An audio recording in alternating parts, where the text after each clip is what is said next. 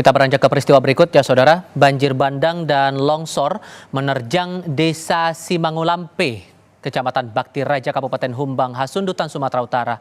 12 warga dilaporkan hilang dalam peristiwa ini.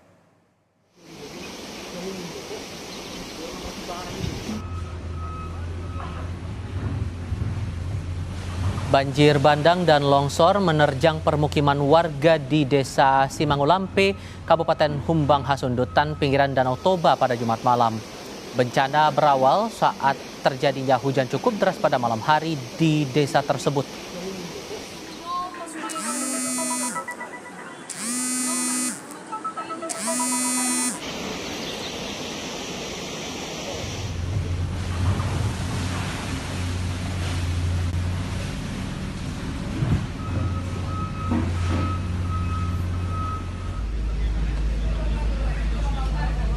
Data sementara dari Basarnas Danau Toba dan pemerintah Kabupaten Humbahas mencatat 12 orang dikabarkan hilang. Para korban ini diantaranya 4 karyawan hotel diduga tertimbun batu-batu yang ukurannya besar. Material bebatuan yang besar itu berasal dari perbukitan di atas permukiman warga yang terbawa banjir bandang dan longsor.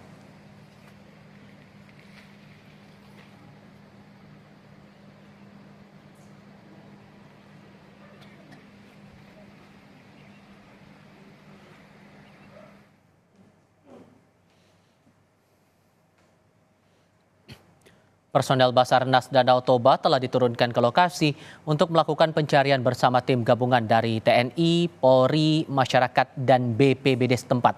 Sejumlah alat berat sudah dikirim ke lokasi untuk membantu proses evakuasi karena banyaknya material batuan besar yang menyulitkan proses pencarian warga yang hilang. Pemkab Humbahas juga telah mendirikan dapur umum, pos, dan tim kesehatan sekaligus alokasi air bersih untuk warga terdampak.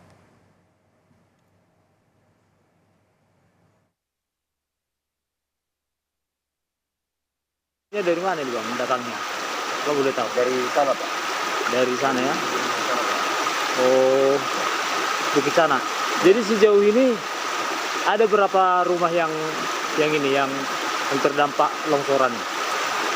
Bisa 15 Pak. 15 rumah. Terus yang kemudian apakah ada korban yang hilang atau yang meninggal seperti itu? Ada Pak. Ada ya? Ada berapa orang? Kalau itu belum tahu Pak, entah berapa orang. Belum tahu ya? Lebih lanjut, sehubungan pencarian 12 korban longsor di Humbahas, Sumatera Utara ini kita tanyakan langsung kepada Koordinator Pos SAR Danau Toba Hisar Turnip. Pak Hisar, selamat sore Pak. Selamat sore. Ya, terima kasih sudah mau bergabung bersama kami. Boleh cerita lebih banyak Pak soal proses pencarian 12 korban ini, apakah sudah ada yang berhasil ditemukan? Ya, sampai pada saat ini proses pencarian oleh tim SAR gabungan masih terus berlangsung. Sekitar pukul 11.25 tadi, tim SAR gabungan telah menemukan korban atas nama Lian Lubis, karyawan salah satu hotel yang berada di mes pada saat terjadi. Ini korbannya itu sudah pada pihak keluarga korban. Jadi jumlah korban tinggal sisa 11 orang lagi. Demikian. Oke, baru 1 korban yang ditemukan dari 12 korban yang dilaporkan hilang. Sebetulnya apa tantangannya dihadapi tim SAR di sana Pak untuk mencari para korban ini? Kalau tantangan untuk mencari korban itu jelas ya, materialnya itu sangat berat. Bebatuan itu ukurannya itu sangat besar, sehingga upaya yang dilakukan itu harus melibatkan alat berat seperti eskavator, loader, dan sebagainya gitu. Jadi belum lagi nantinya kita harus mendatangkan K9, itu juga sangat efektif. Namun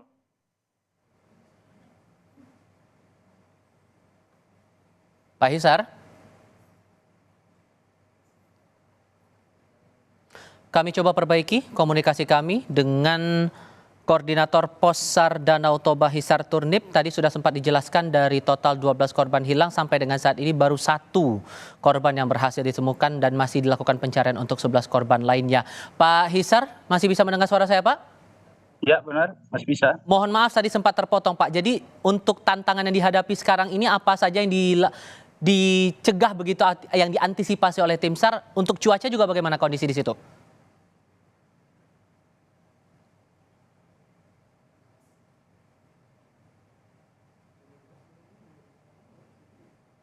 Baik, kami coba perbaiki kembali komunikasi kami. Tentu ini menjadi tantangan tersendiri juga untuk tim liputan kami yang berada di sana, ditambah dengan kondisi pasca banjir bandang dan longsor, termasuk juga yang visual yang Anda lihat saat ini, imbasnya cukup masif begitu ya, ditambah dengan data sampai dengan saat ini yang terakhir kali dilaporkan oleh Koordinator Pos SAR Danau Toba Hisar Turdip tadi, baru 1 dari 12 korban hilang yang berhasil ditemukan, ditambah dengan catatan terakhir yang kami terima dari tim liputan kami, ada 15 rumah yang roboh akibat bencana di Kabupaten Humbahas, Sumatera Utara ini. Tim SAR juga masih terus berupaya untuk menerjunkan tim gabungannya, tadi tidak hanya dari tim SAR saja, namun juga dibantu oleh Satuan TNI Polri dan juga pemerintah kabupaten setempat juga ikut membantu, tak hanya dengan menerjunkan personel untuk pencarian para korban, namun juga ada bantuan-bantuan yang telah diberikan juga kepada para korban terdampak bencana ini.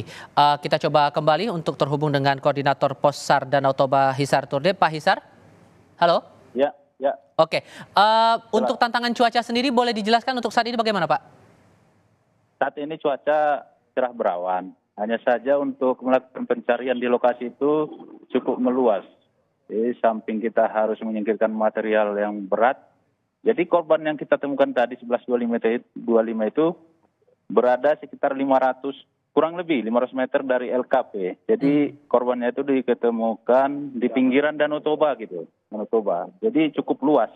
Selain di darat kita juga memperluas pencarian sampai ke pinggir pantai Danau Toba.